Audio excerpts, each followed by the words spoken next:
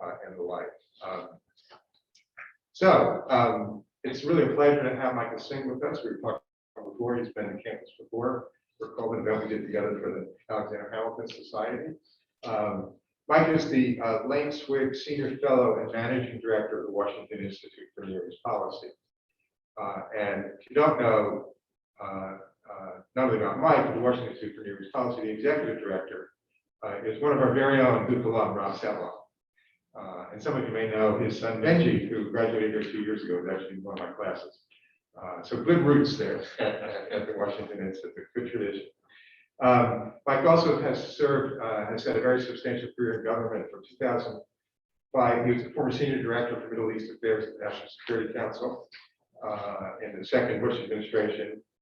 He also served as special assistant to Secretary of State Condoleezza Rice and Colin Powell, and also at the U.S. Embassy in Israel. In addition to his positions actually in government, there are these roles that people play when you're out of government, but you're involved in these task forces and the like that bring government and think tank and academic business people together. And he co-chaired the congressionally mandated Serious Study Group, which published its report in September of 2019. Served on the Congressional Commission of the Task Force on Extremism in Fragile States. Served as Middle East policy advisor in the Mitt Romney campaign in 2011-12. Has been a fellow at the Belfer Center. Has written widely on these issues in a lot of publications, Foreign Affairs, Washington Post, New York Times, and many others, and holds his degrees from a BA from Princeton and an MBA from Harvard. So welcome, Mike. Thank you for coming. I really appreciate it. It's not a given these days to be able to make these trips and have people with us. We really appreciate you being with us today. I know you've had some meetings already with some of the students, so great to have you. Thank you. Thanks, Bruce. Let me just say it's a real pleasure to be here. I have a lot of respect for the program in American Grand Strategy and for Dr. Fever and, of course, Bruce.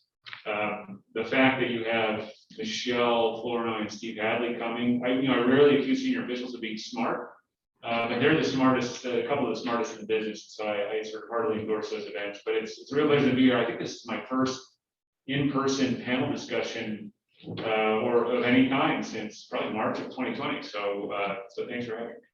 Well, it's one of the first times I've come on time in a long time. I should have asked you beforehand. I don't actually know where my ties are. Yeah, I know. Yeah. Should I do it or not? Well, I'm done. So we're gonna, like many AJS events, Mike and I will have, a discussion, a conversation. I'll post questions to him to get us started, and then the floor will be open. There's one mic here and one mic there. We'll talk more about that when we get to that. So, as is always the case, the United States has a very full foreign policy agenda. And that's not just comment on Afghanistan. We would have said that, in fact, arguably, part of the reason why we had much attention was the agenda was so full. We've got China, we've got Asia, we've got the Indo-Pacific. I've worked on Middle East policy when I've been in government as well, and also from outside. So there are very few truths that I think I know about the Middle East. But one of them is if you don't do the Middle East, it does you. And so as the United States thinks about all of these issues out there, and oh, by the way, we're now talking about BAMENA, the broader Middle East, North Africa, right? Neither you nor I like it's an acronym, but it's interesting. Your institute uses the Near East policy, which goes way back in the State Department, and then it was MENA, Middle East and North Africa. So if President Biden called you in to meet with him and asked for advice with Jake Sullivan and said, there are a lot of issues out there in the Middle East and elsewhere. Tell me what your 3 top priorities are for us to be focusing on the Middle East and why. What would they be? Well, thanks, Bruce. And I'll point out that I've given a lot of briefings in the Oval Office. No one has ever asked me for my 3 top priorities. You never get that much time. You might get 1 if you're lucky, and then something else, and you get interrupted. But I think that you have to take this answer in the right context. And I think the context now is that the U.S. is trying to focus more and more on what we, so-called great power competition, trying to focus on China, especially, on Russia secondarily, and trying to essentially reorient the defense, diplomatic, and other parts of our national security structure to address those challenges. And I think that necessarily means less focus on the sort of traditional threats and challenges in the Middle East. And Afghanistan is part of that. And so I think that it raises the question of what does US strategy in the Middle East need to look like in that context? And so I'm going to give a slightly sort of cop-out of an answer because I want to give you a sort of answer that looks more at the structure of that than specific issues. I think the first and most important thing is if you really want to focus on China, gets back to what you said, Bruce, you need to make sure the Middle East doesn't come and sort of bite you in the butt in a sense. And that means you need to be able to have enough attention on the region to prevent terrorist attacks. So you can't neglect counterterrorism. You can't neglect nuclear nonproliferation because these are the types of direct threats to the United States that will divert you if you neglect them. Preventing Iran from getting a nuclear weapon, for example, however you choose to go about that challenge has to remain on at the top of your agenda because that's one of the things that could really force us to put resources back in the region. Number two, I think you have to ask yourself, how can I sort of advance or protect my interests while still moving resources away from the region? And I think you do that by strengthening your partners and by promoting cooperation among them. And so I would say, pick up, for example, on the Abraham Accords, which are one of the sort of positive things actually the Trump administration has passed to the Biden administration, because they raise the prospect that US partners could do a lot more together in the region without necessarily the sort of intermediation of the United States. These are some very capable countries. Israel is a very capable country, obviously, but so too is the UAE, Saudi Arabia to some extent. Obviously, they have their limitations. And if they were to really work together more effectively, that would be a tremendous boon for US national security. But then third, I think that we also we can't totally neglect the sort of fundamental conditions in the region. And you mentioned this commission, this congressional commission I was on about extremism in fragile states. I think we need to move from a mindset of countering or combating terrorism to preventing extremism. And what does that mean? I think that means looking at the sort of causes of extremism as we understand them. And actually scholars have done a tremendous amount of research on this in the 20 years since 9/11. Obviously there was some before, but especially since then. And I think that we believe now that we have a better understanding of it. And it's issues like corruption, for example. It's the lack of political space for dissent or for political participation. And so I think that we have to continue to put sort of pressure on those fronts. And that doesn't mean sort of a Iraq or Afghanistan style forced democratization, but I think it means that you can't simply walk away from those issues as well, because you do want to see gradual sort of evolution over time in a positive direction on that front, so that you're not facing sort of significant new threats in the future. So I would say, I would put things in those three buckets, essentially. And you can certainly throw a lot more in there. And there will undoubtedly be events that happen that suddenly divert your attention and that sort of derail any proactive agenda. But I think that's a sort of way to think about the Middle East. Let's jump into a couple of those buckets. Let's do the strengthening partnerships one. I mean, that's been a common strategy from one administration to another. Let's strengthen partners with military to military. You know, people that are our partners, if not our formal allies, other parts of the world, whether it's Colombia, for Latin America.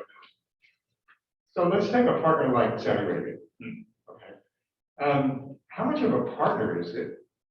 And how much of it is with friends like these, right? I mean, after all, you know, large numbers of the 9/11 hijackers were Saudi. The growth of Islamist extremism, particularly in West Africa, has really been the Saudi export of their Salafism, right? You know, they kicked Qatar out of the GCC in the last administration. We still had our base there, and a lot of things. So, being a little provocative here, but what's the balance here between when partners feel that we feel we need them for CT, counterterrorism, and other purposes, and they kind of feel they got reverse leverage over us because we're not going to do that much because we value that partnership. I mean, are these partners really helping us in a net sense as much as we think when we just say, let's strengthen partnerships? Well, I guess what I would say is, look, if it weren't for difficult partners in the Middle East, we wouldn't have any partners. If you look around the region, you look at countries like Turkey, Qatar, Saudi Arabia, and so forth, and frankly, all of our partners have raised concerns for us in some way, shape, or form. But that's the reality you're dealing with. And you have to, the starting point of foreign policy has to be reality. You could wish that it were different, but the fact is, these are the partners we have, and so we have to work with them. We have no choice. And again, the reality is that if you feel as though you have interest in the Middle East and you want to be less directly involved, I don't see a strategy other than working more through partners. If there were a great alternative, we could pursue it, but I haven't seen a great alternative.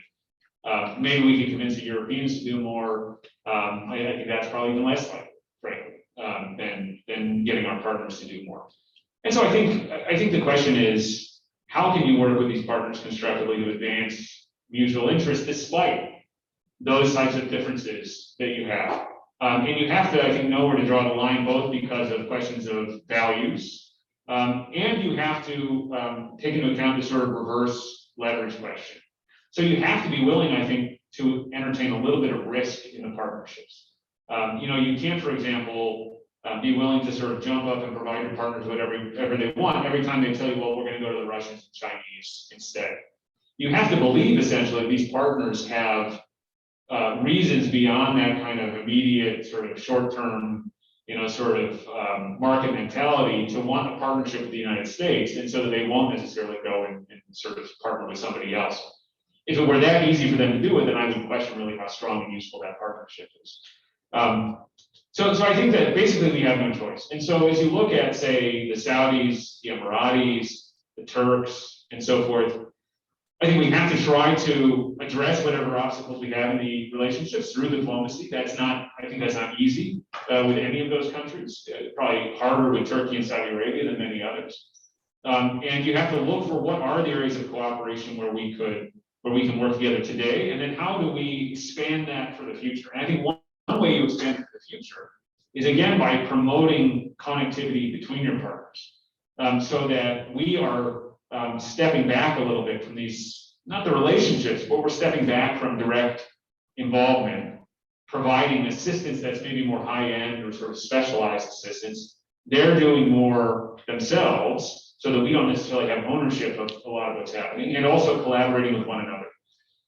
The reality is that, we have partners like the French, for example, who operate in Africa.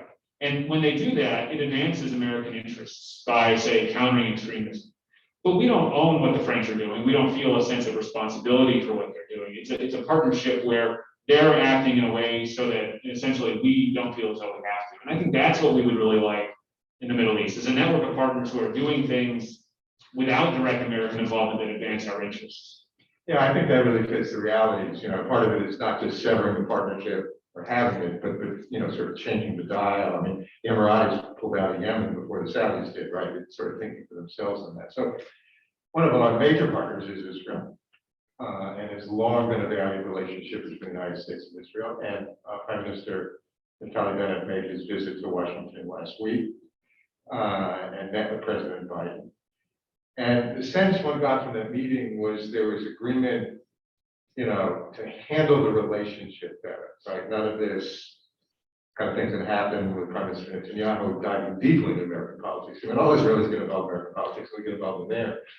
And they came out of the meeting with, beginning to develop a leader-to-leader relationship.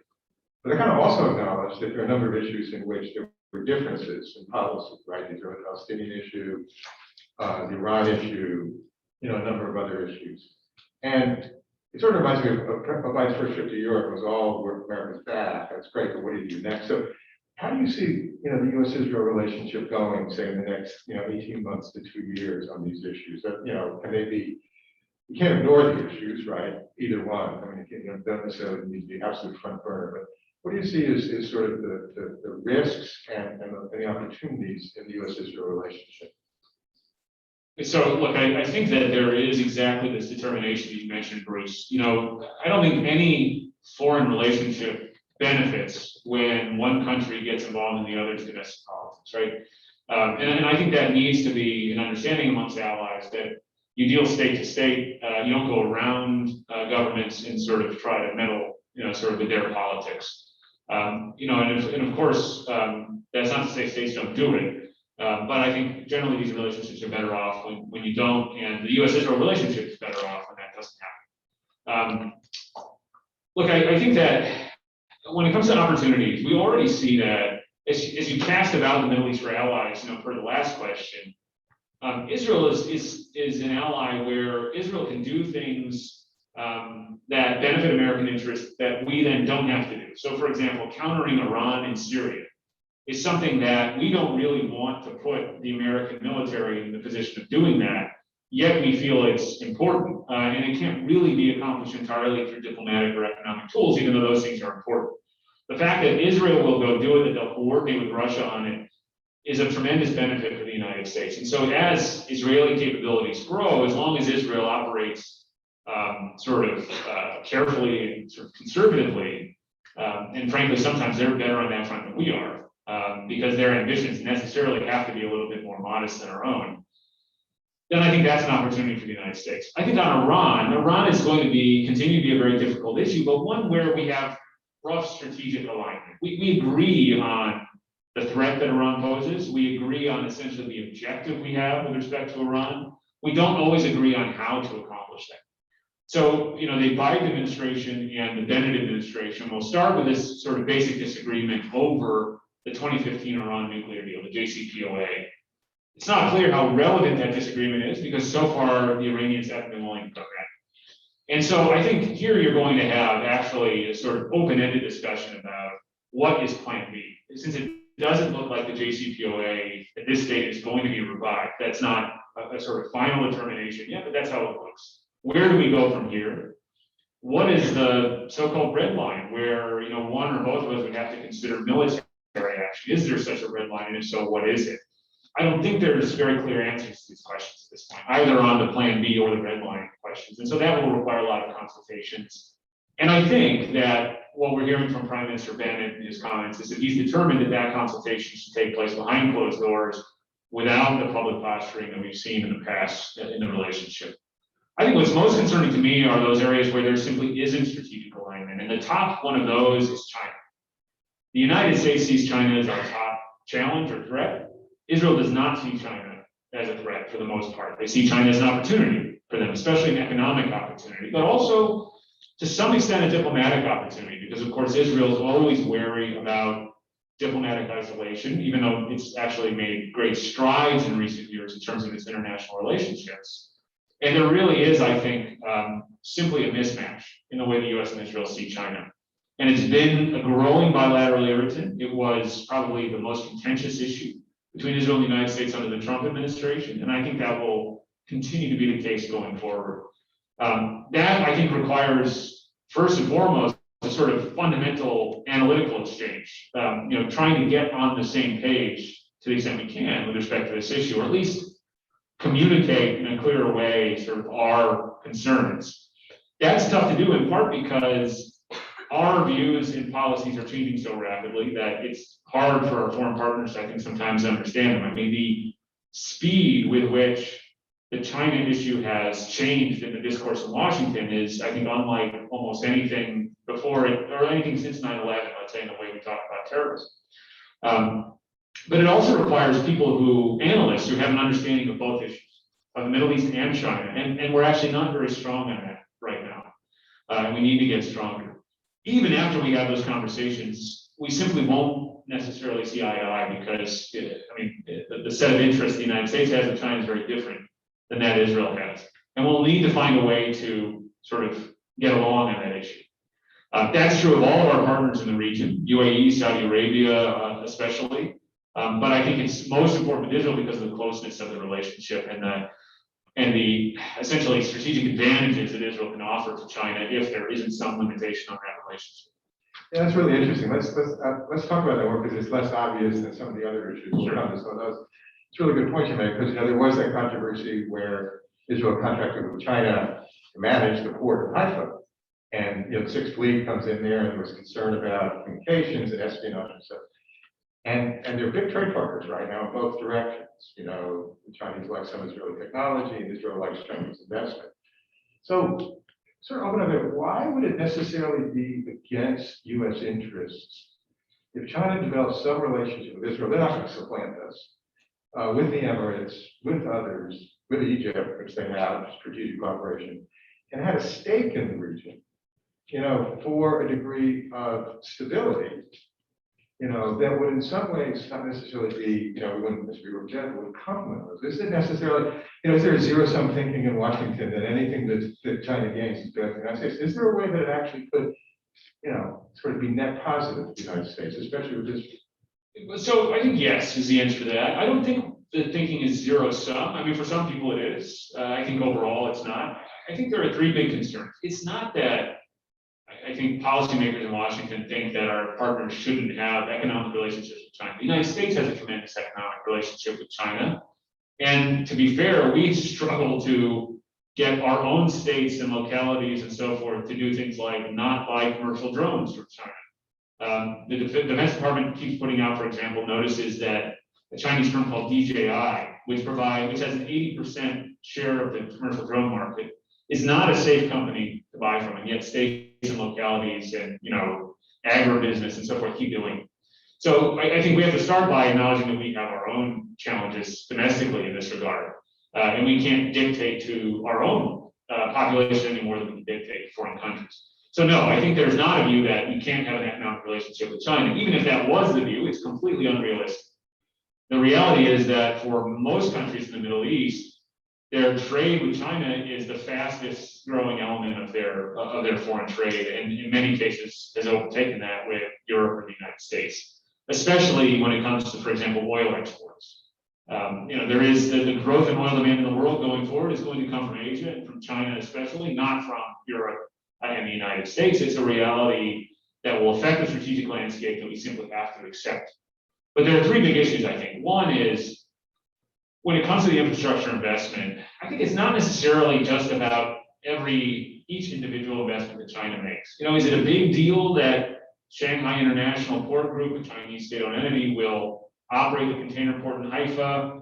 You can disagree about that. I think the Israelis would say, look, if Chinese agents want to spy on American ships, you can rent an apartment in Haifa and do that. Owning the port doesn't necessarily make a difference. I think what irks policymakers in Washington is that, in a sense, this is cooperation with China's Belt and Road strategy, right? It's you're making yourself a partner in something that Beijing is trying to do, which the United States feels is inimical to its interests. It's not necessarily just about the individual investment. It's about the broader strategy and how our partners are supporting it, at least implicitly supporting it. Number two, I think, is we are worried about China gaining tremendous economic leverage over our partners, because we have seen in the cases of South Korea, the Philippines, Japan, and now Australia, especially right now, how China is willing to use economic dependency for political ends. China, for example, has issued this list of 14 demands to the Australians and have said, you can't export your wine and your beef and so forth to China until you meet these things. And it's things like muzzle your free press, essentially. The Australians have largely stood up to that, thankfully. But a country like, for example, Oman, which sends 80% of its oil to China, if China suddenly tomorrow said, hey, we're not buying your oil anymore unless you do X, Y, and Z, what would the Omani and the U.S. response to be? That's a difficult situation, which I don't know we've fully kind of gamed out. Third, but I think most importantly in the Israeli situation, is we don't want to see China gaining strategic benefits from relationships with our closest partners. And so it's one thing if you're engaging in sort of lots of trade in goods and services, but when that trade gets into certain high-tech areas, which has a dual use, a military purpose in addition to a civilian purpose, where China has specifically targeted these areas. And in the case of our concerns with Israel, it's through their Made in China 2025 plan to try to surpass or match the United States in areas like robotics, artificial intelligence, information technology, biotech. To the extent Israel, which is at the cutting edge of these areas, is implicitly assisting China with that by engaging in this trade and investment, that I think is the most significant concern for the United States. Because Israel has lacked a process to screen that kind of foreign trade and investment through a national security lens. It still lacks that process. Yeah, that's really great. I think that it's digging down on these issues and looking at different layers. And want to switch to Iran, but I'll make my own commercial here. I've got a book on economic sanctions coming out in March. That somebody was a good research assistant on right here, at least. And there's a whole chapter on China that looks at what's worked and what hasn't, because in many respects, it's on the same problems we've had about making sanctions work. But let's go to Iran. So do you think it was the right decision by President Trump to get out of the 2015 JCPOA?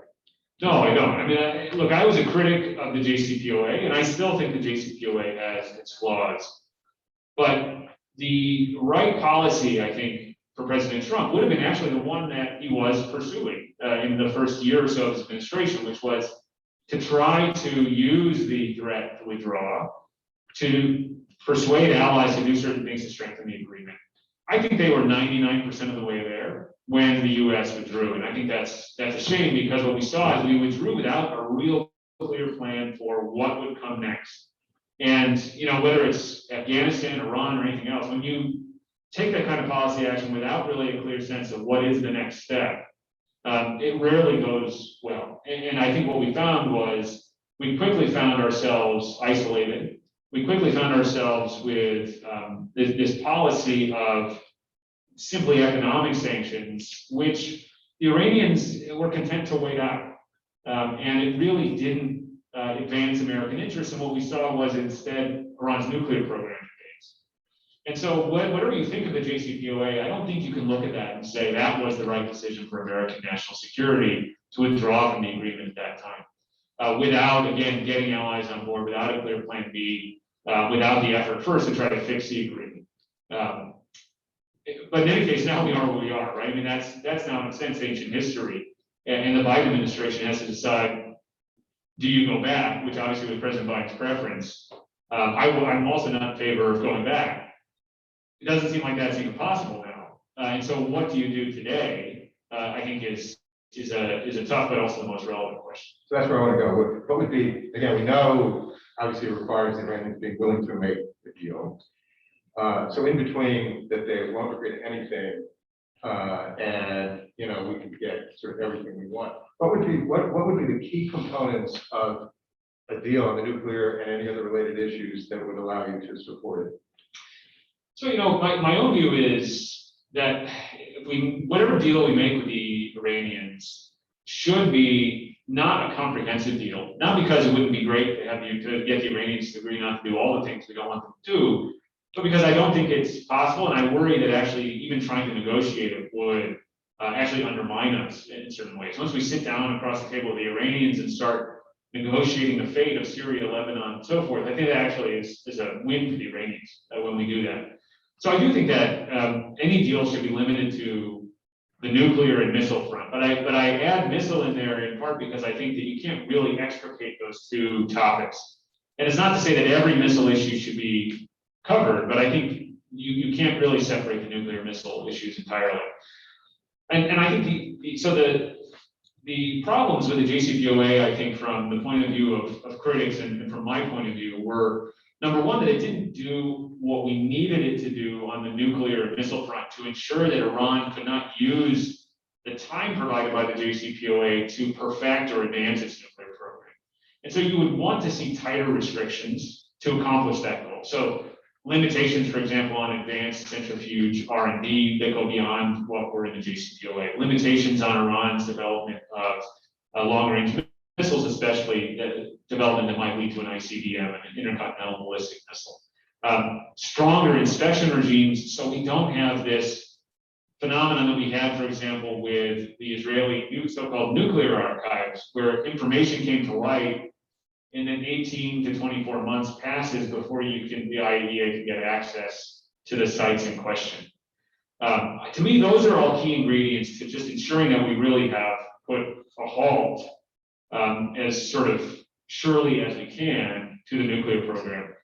The other problem to me was the sunsets. And here I have a slightly different take maybe than some do, in that I don't think you can say that an agreement should be permanent. I don't think there is such a thing as a permanent agreement in international relations. I think the problem was the asymmetry of the agreement, that Iran's commitments phased out over time, whereas our obligations on sanctions relief did not. And so there was this sense that really Iran didn't need to do anything except wait, and even if its behavior hadn't really changed, its policies hadn't really changed, it would come out from under those restrictions.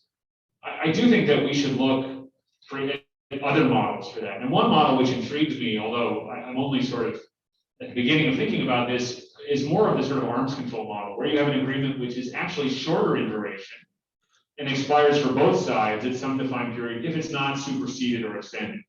New START, for example, has a 5-year timeline. There was a big debate about, well, there's a big debate about the treaty in the first place, but then there was a debate about extending it. And I think that if you were to have those shorter timeframes, A, it might make us less likely to withdraw from it because of our unhappiness with its terms. And B, I think it gives you a sort of opportunity then to expand it if it's going well, to fix it if it's not going well, and so forth. But you don't have this asymmetry where even if nothing happens, Iran will get out from under sanctions and can then expand its nuclear program. It's really interesting because it gets away from you look back at the detente experience, and in some respects, we made a lot of progress in arms control in the early 70s. It was kind of a one-legged stool. We didn't make progress on a number of other issues, and so in some ways, the same thing was happening potentially with this agreement. I know there was some discussion if the 2016 election had come out differently, that another leg of the stool would at least be worked upon, but that's water under the bridge, I guess. So if it could be worked out on missiles and on WMD, but at that point it left out questions of Iranian involvement in other parts of the region, and it left out, say, human rights issues with Iran. Not that you would never deal with those issues, but would you be willing to support an agreement on the arms control issues in and of itself without necessarily getting those other issues taken care of at the same time? Sure, absolutely. I think that you can, look, you can still take steps to counter, to oppose, to address Iran's regional activities, its human rights violations, and so forth, without having to lump everything into that one diplomatic instrument. And we have plenty of experience of this with other countries. We would have, obviously with arms control agreements with the Soviets, even though it's a very imperfect analogy, we wouldn't feel as though we had to include every issue we have with the Soviets in that agreement, but we also wouldn't neglect those other issues. We would accept that this agreement is being made in the context of an essentially adversarial relationship. And I think that's what we would be doing with Iran. It's not that by excluding an issue, you agree that, okay, we're going to forget about this issue. It's just simply not part of the agreement. And so I think whatever agreement we have, it should be in the context of an overall Iran policy, which does address all the issues which affect our interests. So I'm going to give one more question, and I'm going to segue into the part where we want you guys to get questions. So why don't you start lining up at mics, keeping a certain amount of social distancing, and so you'll be ready after we talk a little bit about Afghanistan. So some of the aspects, I know you talked to some of the groups about it during the day. Let's at least start with, and maybe Susan will bring up other parts. What do you think the implications are for, for the Middle East, for Israel and the Arab countries of, the Taliban coming to power, the way the exit happened? I'm sure you guys would think a lot about this, the Washington Institute. What are some of those implications in that regard? Well, so it's Afghanistan is a big issue, and so I'll try to be focused in my response. I think that, look, whether Afghanistan is remembered as a sort of savvy strategic pivot by the Biden administration to higher national security priorities, or something else, something much less complementary, sort of depends on what they do next, right? It depends first and foremost on actually having a strategy to pursue to counter China and to make that pivot. And that's something I think, curiously haven't heard that much about from the Biden administration. They haven't really staked out what is our broader strategy here. I think they need to do that, frankly. That's been missing from the conversation. But it also depends on having an effective counterterrorism strategy, right? Because if all that sort of, whatever strategic gain you might hope to make is lost, if in fact, yes, this becomes a major terrorism threat that you then are consumed by.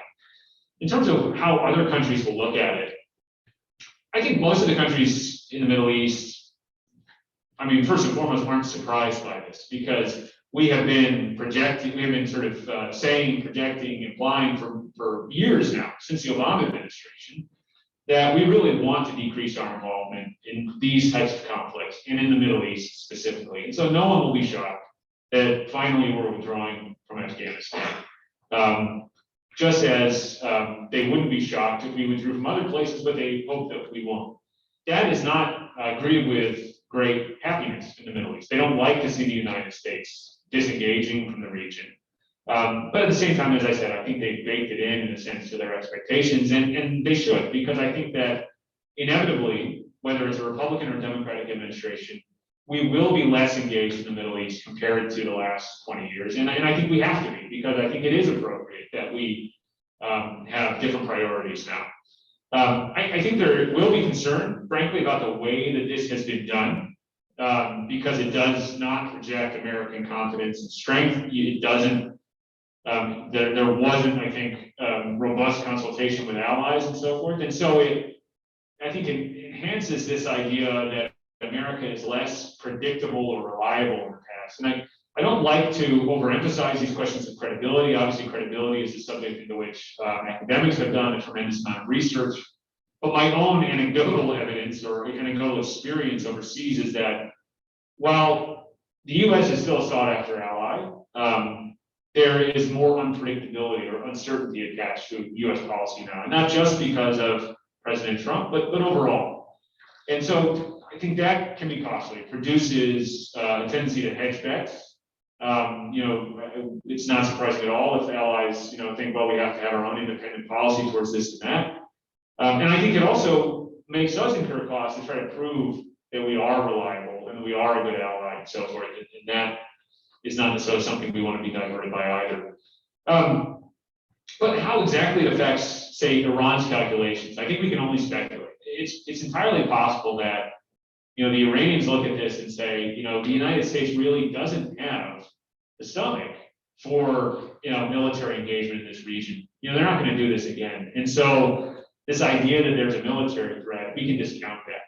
And so if you decide to say, let's go hell for leather for a nuclear weapon, we can resist sanctions and there won't be any big penalty beyond that. We can do it and eventually the world will accept it. The only problem with that argument, and there may be some people in Tehran who think that way, the only problem with that argument, I think, is that, number one, there's the Israel factor. We're not the only country that could do something in response to Iran pursuing a nuclear weapon. Number two, they also have other neighbors to worry about. And I don't think that Iran obtaining a nuclear weapon would then go without response from Saudi Arabia or Turkey and so forth. So we're not the only factor in these decisions. The one other thing I think that needs to be mentioned is there's a potential direct cost or threat to other countries of, say, Al-Qaeda resurgence in Afghanistan. We talk about this as though it's only a threat to the United States, but of course it's also a threat to our partners in the Middle East, maybe even more so, right? Al-Qaeda's number one target for a long time was Saudi Arabia and the ruling family there. And so I think they probably worry about that as well. That this will become a safe haven for foreign fighters, for Al-Qaeda, and other groups which target them directly, and they've got to figure out a way to address that threat as well. They may do it by engaging with the Taliban. That's great. We teed up a lot. I don't think there's anything we've covered that doesn't have more to it. And so, actually, I was remiss. Hello, I'm not welcoming people with us on Zoom since this is a hybrid event. We are going to take questions just from this room. So, why don't you introduce yourself quickly, what you're studying, and what year you are, if you like, and then go into your question. So, Rebecca, why don't we start? Absolutely. Is this on? No. Okay. Just a moment.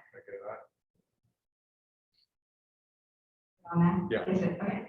Hi, I'm Rebecca Dudley. I am the AGS graduate fellow and a PhD candidate in the political science department, and I study foreign policy and conflict resolution. I'd love to hear a little bit more, going back to one of the first things we talked about your thoughts on the Abraham Accords, and in particular, what you think the U.S. should do, if anything, at this point, or if you think that this is something that we need to kind of hand off to our partners in the region. The U.S. used a lot of its own political capital to kind of get things going. And to what extent do you think the U.S. needs to be involved to move those forward, or do you think that's something that our strategic partners in the region can pick up without our involvement? Great, thanks. But no, I think we absolutely should pick it up because, to me, this is one of the most positive developments we've had in the region from the point of view of either from the point of view of American interests or from the point of view of the region itself for a long time. And as important and welcome as it is to see, say, Israeli Emirati normalization, even more significant would be Israeli-Saudi normalization, for example. And so if you're the Biden administration, I think you have to pick this up and try to use your good offices, try to use, our own currency, frankly, whatever that may be, to try to bring these countries together. And I think, again, there are a lot of factors which prompted this Arab-Israeli normalization. Concern about Iran, concern about U.S. disengagement from the region, frankly, the shift in the center of gravity in the region away from the Levant and Egypt and towards the conservative Gulf states. But I think U.S. diplomacy did play a role. And here we have to give the Trump administration a little bit of credit that, this may have been an opportunity that sort of fell into their laps, but they were at least smart enough to take it and try to make something of it. So I think the Biden administration needs to do the same. And they would need to at least explore the possibility, for example, of Israeli-Saudi normalization.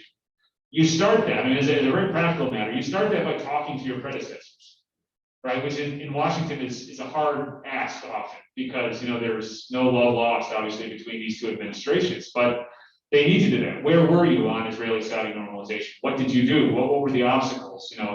And then they need to go to Riyadh and to Israel and to pick it up. I think the hardest part about consummating that for the Biden administration would be the fact that the Saudis are not at all popular, especially amongst Democrats in Washington, for good reasons, frankly. But they would have to make a decision to prioritize this over those other concerns, and there'd be some political costs associated with that. Saudi Arabia is not the only country that's possible. Oman is a possibility. Even countries outside the Middle East, I think there'll be less strategic benefit, but still worth pursuing, like Indonesia, for example. As you get further from the Middle East, I think it actually gets harder, maybe sort of counterintuitively, but it's still worth pursuing. Thank you. So the UAE, which we've been talking a lot about, the quick news story, January 2014, as part of a bipartisan delegation that went over to the region, and we were in the Emirates, and we were in the American Air Force Base. And I was wearing my Duke hat, I was talking to the Air Force officer, and he said, yeah, the Duke team's doing really well. And I thought he was talking basketball, he's actually talking football. I never had anybody compliment the Duke football team. Go ahead. Thank you so much. My name is Ashlyn Hand. I'm a postdoctoral researcher here for the year. My question was on something you said for the end of the early remarks, which was, I think you rightfully pointed out the fact that there might be some credibility concerns involved as the United States shifts its policy in the Middle East. And I wonder from your experience, what were ways or strategies to minimize volatility when necessary while still affording a new administration, or even if we're talking long-term new administrations, the flexibility they need to change course when necessary? It's a good question. Look, I think that you can expect your partners in the region to want you to stay and to want you to continue to pursue policies that are their preferred policies, of course, right? And that shouldn't come as a surprise to anybody. But I think the way that you preserve your credibility is by, number one, outlining what your strategy is, what you intend to do, why you intend to do it, and then actually sort of hearing from your partners on their concerns and going through this kind of iterative process of trying to take their concerns into account. We need a Middle East strategy. I think that part of the sort of worry that our partners in the region have is, yes, okay, they get it, that we need to focus on China. They understand that. We've talked about it a lot. What they don't understand is, okay, what is your new strategy for the Middle East in this world of great power competition? Is it just that you're going to kind of pursue the old strategy, but sort of half-heartedly? Is it that you're just going to leave? We haven't articulated that. And before we articulate it, we need to go and hear their concerns. This is what diplomacy is all about. And for reasons which I find perplexing, I'm not sure I understand them. It has nothing to do with politics. Successive administrations have really gotten away from the fundamentals of diplomacy. We've become very inward focused in Washington. The fact is, and you can read, the EU foreign minister saying this in the New York Times today, so it's not just me. The fact is that it does seem as though the Biden administration really didn't do an adequate job of consulting with partners, including partners on the ground in Afghanistan before withdrawing. It's shocking in a way, because I think that the brand that the Biden administration was trying to cultivate on foreign policy was, America is back, US allies. We're going to talk to you, we're going to work with you, and so forth. And yet that didn't happen. Why? I don't think there's an easy answer to that, but you do see this kind of increasing sort of turning inward in Washington across multiple administrations. If you do that, I think you start to lose that sense of, I don't know if credibility is the right word. These words all have specific meanings in university environments: credibility, reputation, resolve, and so forth. But I think you definitely, the fact that the idea that people can rely on you or understand what you're trying to do does decrease. Great, thank you. I'm going to rotate, come over here now. Hi, thank you for being here. I'm Josh Frakes. I'm a second-year master's student studying political science, and I was hoping you could speak to, speaking of credibility issues, what you think the future partnership between the U.S. and our former Kurdish allies, whom we abandoned not too many years ago, and how that plays out in the tensions between our partnership with the Kurds and our partnership with Turkey. Are you talking about in the Syria case here? Yes. Well, so look, obviously we're still in Syria. We still have a military presence in Syria that it consists, I think, these days of a few hundred special forces plus some supporting forces that are there. And then they're supported from Iraq, where we have a few thousand forces. Look, I think there's no doubt that when we made this decision to pull back, I mean, initially it was a decision to withdraw entirely, and then it became a decision to ramp down significantly after the president sort of changed his mind. There was tremendous disappointment amongst our partners. And again, it gets to this question of, look, as a nation, we sometimes have to do what we have to do, right? And we have to act on our own interests first and foremost. And that is going to involve disappointing partners from time to time. But I think that the way you do it is very important. And if you can't be there for them, if you can foreshadow that, if you can help them prepare for that, I think it'll go much better in terms of your credibility, your reputation, and so forth, than if you simply leave in the middle of the night, right?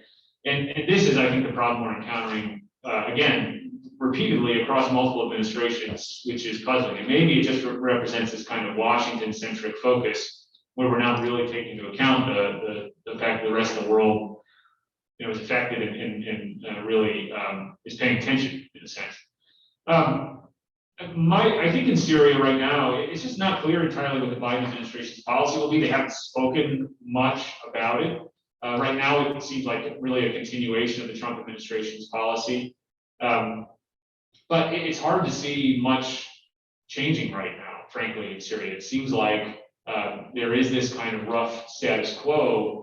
It certainly could deteriorate at any time, both, sort of in favor of our allies or unfortunately in favor of the Assad regime.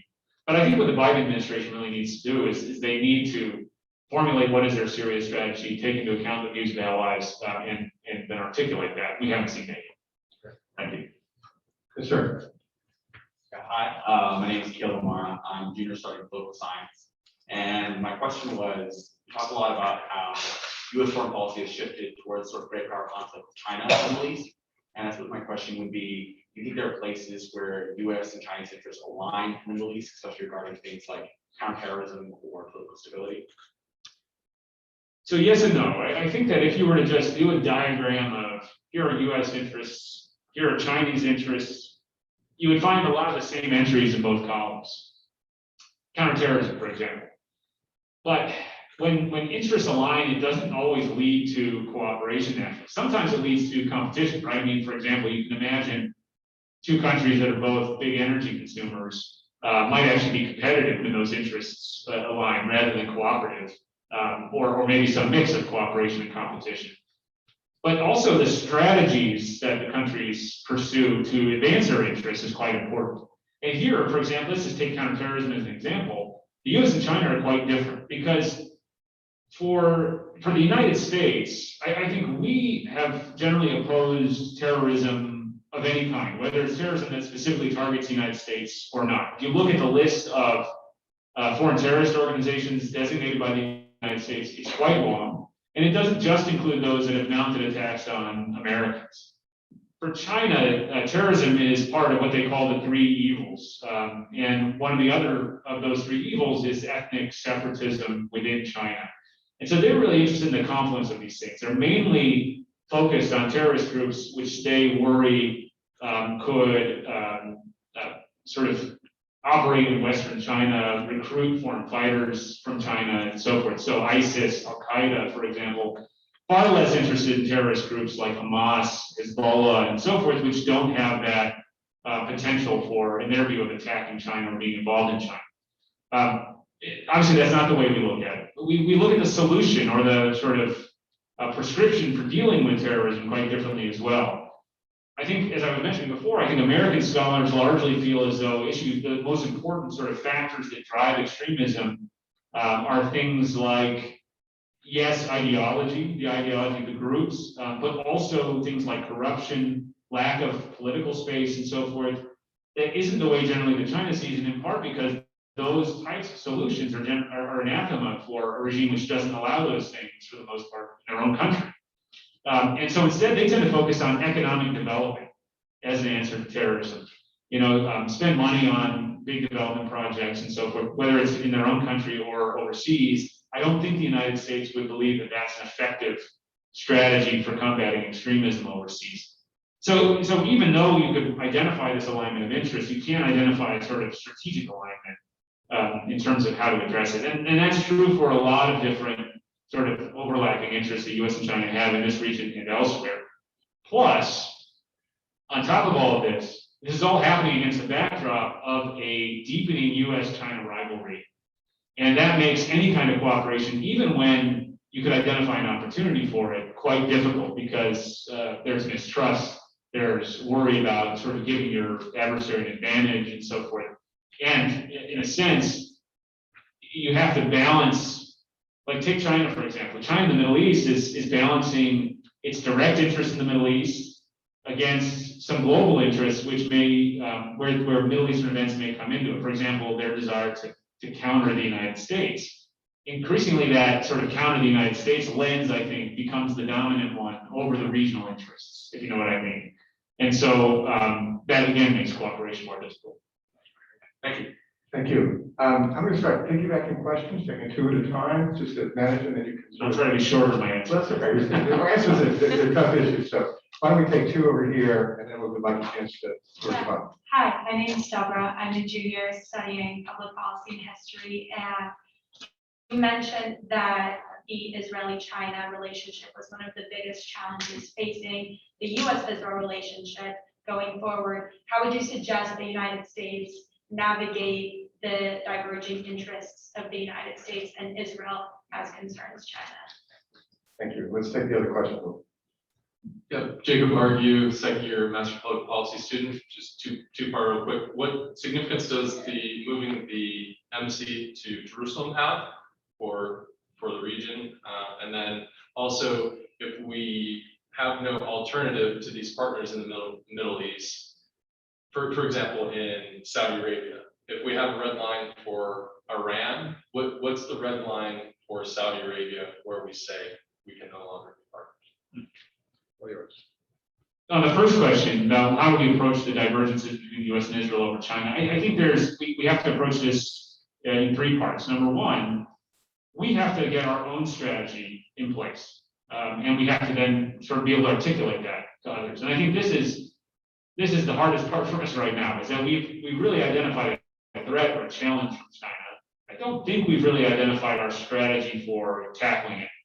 And to the extent we have, it changes pretty rapidly, as I said. And so that can give your partners whiplash. Something which was acceptable 6 months ago is not acceptable today. We have to have our own strategy. We have to pursue it consistently. We have to articulate it to partners. Number two, there is a matter of trying to get on the same page analytically. Israel, frankly, is not strong in understanding China. They've never had to be. If you're the Israeli intelligence community, you can understand why China would not be your top priority. You're trying to understand Iran, terrorist groups like Hamas and Hezbollah. China is not the premier issue. So we need to help them understand the threat from our perspective and also try to help them understand how we think they should see it from their perspective, right? And actually, this is happening to a degree, but again, we don't have a strong analytical community of people who understand, for example, what China is doing in the Middle East. We have great Israel analysts, we have great China analysts, but unlike in the Cold War, where everybody was a Soviet analyst, if you were working on Africa, you were still a Soviet analyst to some degree, because what the Soviet Union was doing in these places was our top concern. It's not quite like that with China. And so, and it's not to say that it should be like that, but we need some of that in order to do these types of analytical exchanges. And then number three, and this gets to red lines, we need to understand for ourselves, what are the specific things we don't want our partners to do? Because as Bruce said, it can't really be that we don't want them to do anything in China. It can't be totally zero sum. But there also have to be very clear and specific things where we can say, don't do this. Don't host a Chinese military base. Don't let the Chinese operate the 5G network. Don't give the Chinese certain types of technology. Whatever those demands or requests are, we have to be able to convey them clearly so that our allies at least have a sort of target to operate from. It's not to say they'll agree, but at least then the conversation is clear. The question of, you had a question about red lines to the Saudis, but there was a first part to your question, which I've already forgotten. Embassy to Jerusalem. Look, my own view was moving the embassy from Tel Aviv to Jerusalem was the right move. I don't think there's anyone really in the Middle East that doesn't think that Jerusalem will be the capital of Israel in perpetuity. And so there really is no reason not to have our embassy there, except the fact that, our diplomats, like, I worked at Embassy Tel Aviv, we'd much rather be on the beach than not, right? And I don't think it had major repercussions in the region, because I don't think most of the countries in the region saw it as a tremendously significant change in American policy. It had more resonance in the US, I think, than it did overseas. I do think that it has raised some secondary difficult questions for the Biden administration.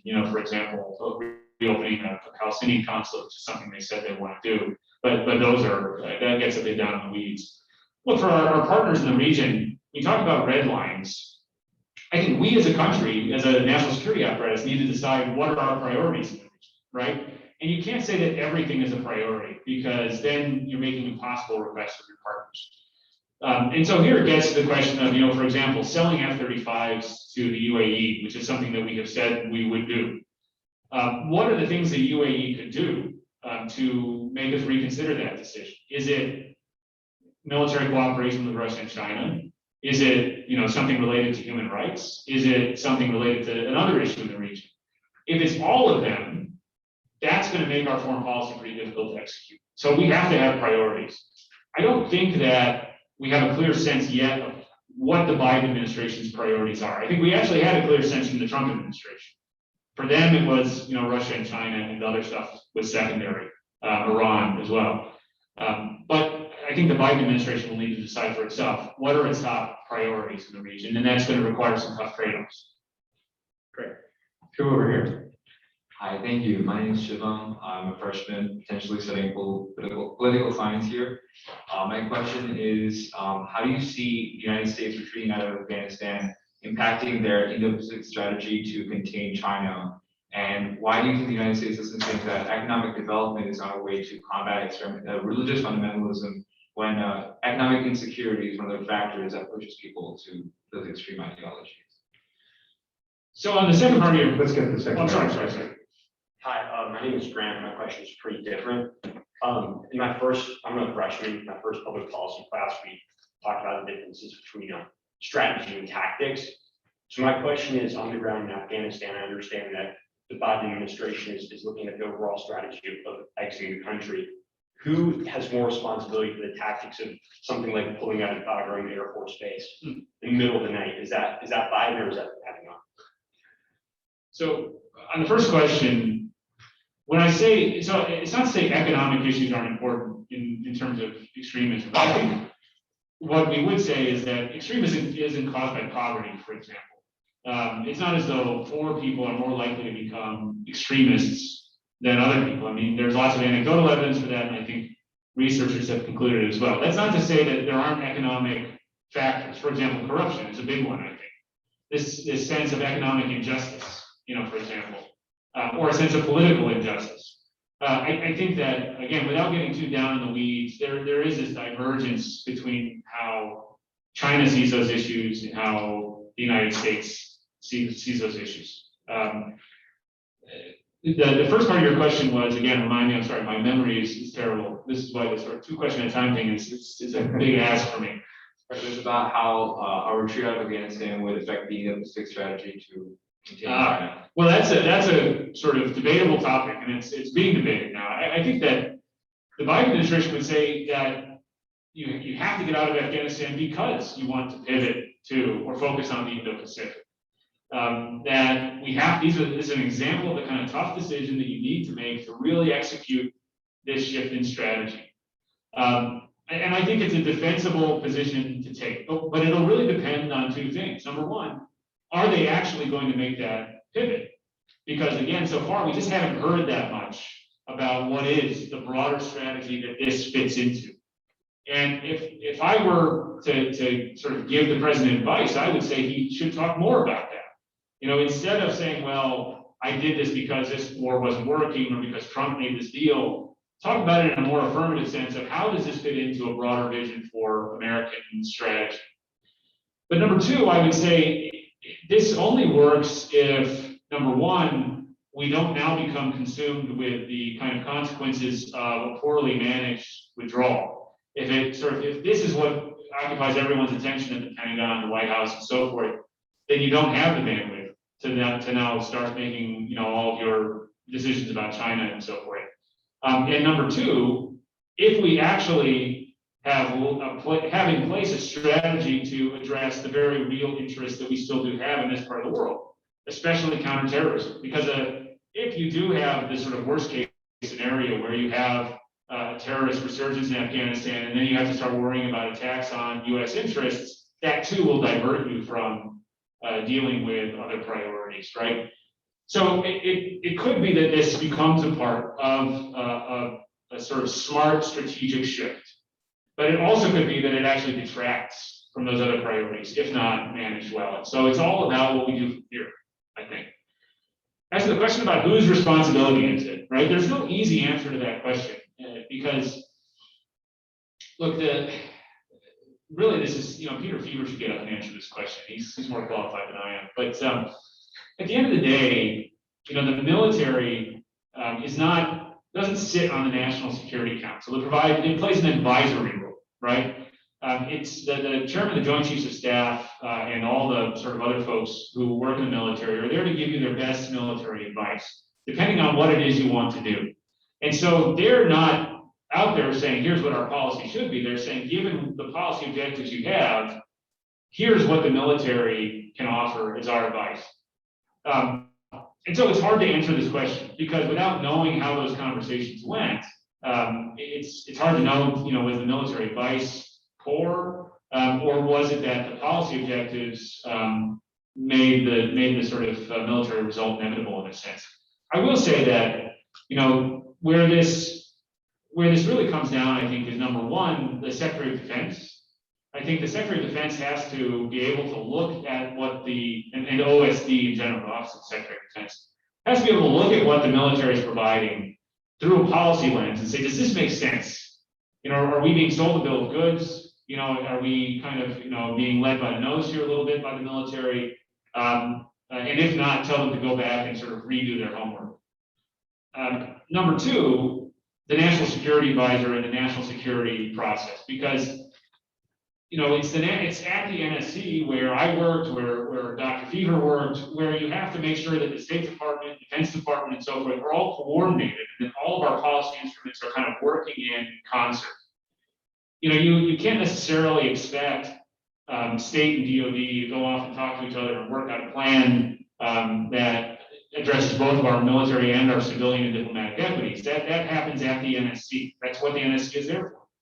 And so with anything like this, where you have all those different equities at play, the NSC plays a crucial role.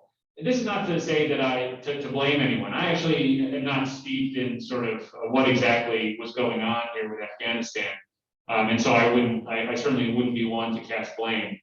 But in terms of a general sense of how the process works, that's what I would tell you.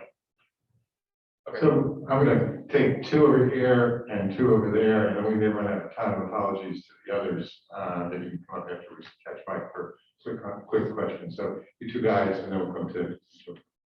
I'm Andrew, I'm also a freshman, and what struck me most in what you were saying was that when you were abroad, our former partners saw us as unreliable in a sense. But when would you say we were at the height of our American reliability, like which administration, like, when did that shift occur, and how can we return to a sense of reliability for our partners? Thank you, Mr. Singh. Peter Lerman, studying computer science. How do we provide our allies with a framework for exportation of potentially hazardous or dangerous technology, especially when their economic interests might be in their thing, also keeping in mind like our national security interests? You mentioned Israel with their kind of drones and like their own cutting edge and that stuff. Sure. So on the first question, I'm not sure I know the answer to this question. You know, you definitely get a sense from partners that they view us as less reliable, less predictable. And that's not just a function of the Trump administration, although of course they saw President Trump as particularly unpredictable. And I think President Trump relished being unpredictable, actually. And, you know, and we had debates back then about, you know, is there some positive effects from unpredictability, is it negative and so forth. But generally speaking, I think unpredictability can be pretty costly, especially with allies. When was it at its height? I don't know. Bruce, what do you think? It's hard to say. I mean, 'cause I think we have this image of the earlier, say, first quarter century of the Cold War. And in the 1950s, a lot of our Asian allies were very upset when we were confronting China in the Taiwan Straits crisis in 55. And we had lots of fights with the Europeans in NATO in the 60s. So there was no perfect period in that respect. So it's worth thinking about more, but anyway, that's what I would say. I think there wasn't an ideal period. You know, and I will say that there's a difference between our partners liking our policies and our partners feeling as though they've been consulted. I think I can say that during the George W. Bush administration, in which I served, our allies often didn't like our policies. I mean, there was a huge disagreements obviously over the Iraq War, especially. But I think they generally felt as though they were consulted. And they generally felt as though they got the meetings they needed to get, that, you know, that people were talking to them. And I think that has declined since. And I won't pinpoint sort of, you know, any year in which it started, but I think that, as I said, I think over successive administrations, we have turned inward and we have lost a little bit of the fundamentals of things like, you know, just the basics of diplomacy, of strategic planning, and so forth. As to your question about sort of limiting exports, I'm not an expert on this. So I should caveat my answer with that. But I think that the key thing again is diplomacy, right? Is trying to get our partners, all those who have these technologies, who are on the cutting edge, on the same page to the extent we can. And we do this, for example, with conventional weapons or with nuclear weapons. And it strikes me that a lot of these technologies, you know, could be considered weapons of a different kind.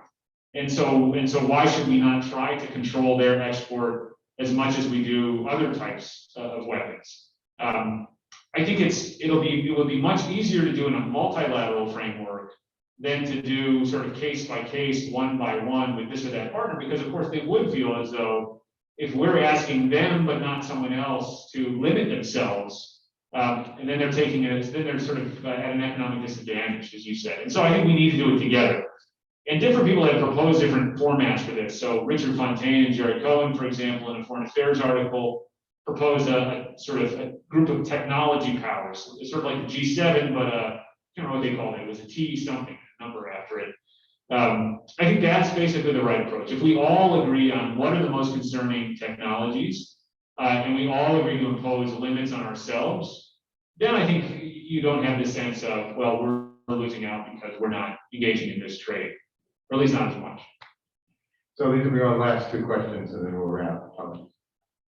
Hi, I'm Zoe, I'm a freshman, and my question is that, so Iran is largely categorized as a revisionist actor. You touched upon some of the ways in which Iran threatens U.S. and our allied interests. So what do you think Iran's primary goals in the Middle East are? Do you think they ultimately desire regional hegemony? And how should this affect the way the U.S. attempts to counter Iranian influence there? And hi, my name is Sam Shriram. I'm a sophomore studying public policy and political science.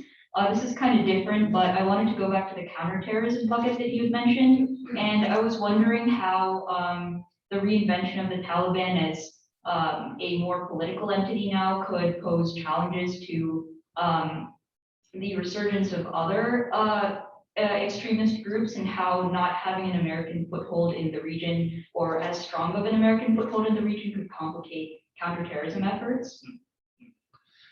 Those are very good questions. So Zoe, your question first. This is the question where, I give sort of hour-long speeches on this topic, so I have to avoid that here. To put it very briefly, I think that, yes, the Iranians, I don't know if hegemony is the right word. Certainly they seek more regional influence. They seek to project power and influence all across the region.